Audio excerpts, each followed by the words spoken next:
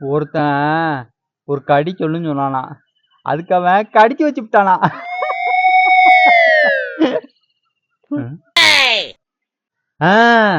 ஒருத்தன் குழின்னு சொன்னானா, அவன் உடனே போய் குழிய தோண்டுனானா.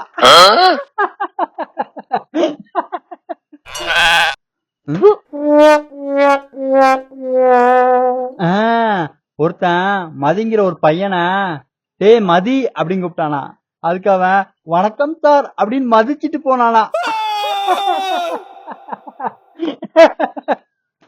ஒத்துக்கிறேன், நீங்க யோசிச்சுட்ட, ஒத்துக்கிறேன்.